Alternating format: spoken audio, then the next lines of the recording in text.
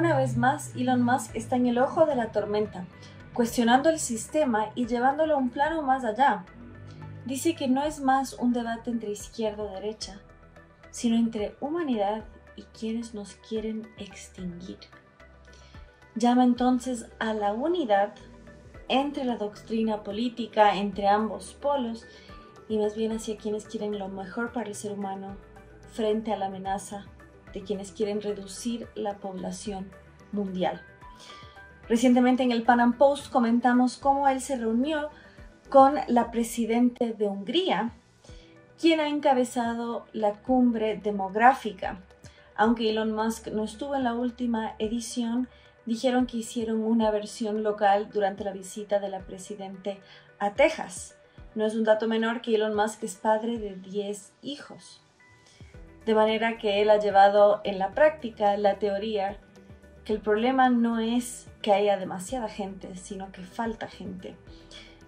Precisamente Novak destacó que la falta de población es más alarmante que el cambio climático, mientras que el discurso verde y ecologista nos quiere vender todo lo contrario. Análogamente a nivel local, Venegas Lynch, quien nos ha honrado con varias de sus columnas, destaca que es la diferencia entre quienes quieren más libertad y más Estado. Sin embargo, esta analogía, si bien nos habla de la libertad civil, no ve el panorama más completo, que es el peligro de las corporaciones y de las organizaciones globalistas que violan la soberanía de las naciones. Es decir, una cosa es la lucha del ciudadano contra el poder del Estado y otra cosa es la vulnerabilidad de la sociedad civil cuando organismos internacionales vienen por encima de sus estados nacionales.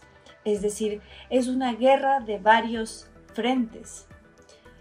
Ante esto, Miklos Lukács, quien es peruano de origen húngaro, habla de un bioconservadurismo, es decir, trascender lo que se conoce hasta ahora como política, doctrina e incluso filosofía, y hablar de una nueva idea donde la política trascienda a lo más profundo del ser humano, que es su preservación como especie, frente a las múltiples amenazas que existen, dado que, por ejemplo, organismos internacionales, parte de la Agenda 2030, llaman a reducir el consumo de carne, cuando ha sido demostrado científicamente que la carne, sobre todo la cocción de la misma, aumenta la inteligencia de los pueblos. No es un dato menor que Karl Marx, el padre del socialismo científico, justamente menospreciaba a la población indígena de América, alegando que por su falta de consumo de carne eran menos inteligentes. Acusó incluso que Bolívar perdía su tiempo. Esto no lo sabe la izquierda hispanoamericana, que ve heroica tanto a Bolívar como a Marx, y no ve cómo éste denigraba a nuestros ancestros precisamente por su alimentación, pues tanto la carne de res como de chancho, cerdo, marrano, como lo digan en sus respectivos países, y la gallina fueron traídos por los europeos, por los españoles. De hecho, en México se llama dieta precolombina o prehispánica a cuando comen insectos, cuando comen huevos de insectos y comen todo aquello que se comía antes de la llegada de los españoles. Es más, la sopa, el pozole, se hacía antiguamente con carne humana en vista que se sacrificaban en rituales a dioses paganos. Es decir, cambió la vida drásticamente con este periodo histórico, y ahora que nos acercamos al 12 de octubre es importante señalar este fenómeno, esta gran transición que hubo en la alimentación y también en el desarrollo de las personas, de su salud e incluso a nivel cognitivo, y cómo somos el resultado de este proceso. No es un dato menor que justamente la agenda es en contra de nuestra herencia hispana, porque no es funcional a la agenda que nos quiere devolver a la barbarie. Un autor venezolano, Carlos Rangel, precisamente hablaba de cómo el noble salvaje es la antesala del buen revolucionario, esta idea rusoniana de la Revolución Francesa, donde nace la dicotomía entre izquierda y derecha, planteaba que el hombre era bueno por la naturaleza y era la civilización quien lo corrompía. De este concepto deriva Hugo Chávez el ataque contra la hispanidad, pedir que se derriben las estatuas de Colón y cambiar el Día de la Raza o el Día de la Hispanidad por el Día de la Resistencia Indígena.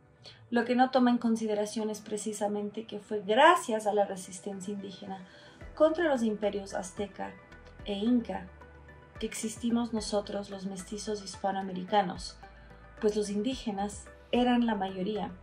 En la caída del imperio azteca, por ejemplo, el 99% de los soldados eran indígenas, es decir, resistieron a esa tiranía que exigía no solo elevados tributos, sino también sacrificio de sangre.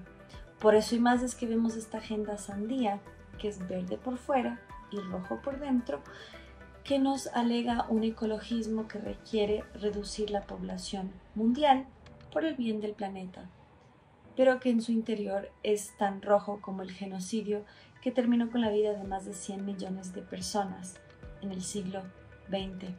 Por eso y más, la lucha convoca a todo ser humano que ve al humano no como el problema, sino como la solución, y ve como un problema a la baja densidad demográfica y no la sobrepoblación. Insta a que hayan más familias y más personas, no menos. Y eso justamente lo está liderando en este momento con el ejemplo y con el discurso y sobre todo con una plataforma que promueve la libertad de expresión. Eso lo está haciendo Elon Musk. Por ahora. No es un dato menor que él viene de la izquierda política, fue votante del Partido Demócrata y también es ciudadano de Canadá. Y viendo cómo el partido de Trudeau está pasando por encima de la libertad, pregonando la censura, incluso pidiendo regular los podcasts. Y por eso y más, él se ha derechizado. Pero ahora, el que viene de ese sector de la política dice que esto va más allá. Por eso y más, insta a ver que la amenaza es no solo contra una nación, ni contra una etnia, sino contra nuestra especie. Así que para más noticias desde este enfoque que no cae en la corrección política ni cumple con una agenda mucho menos globalista, no olviden suscribirse, darle like y compartir nuestro contenido. Bienvenidos.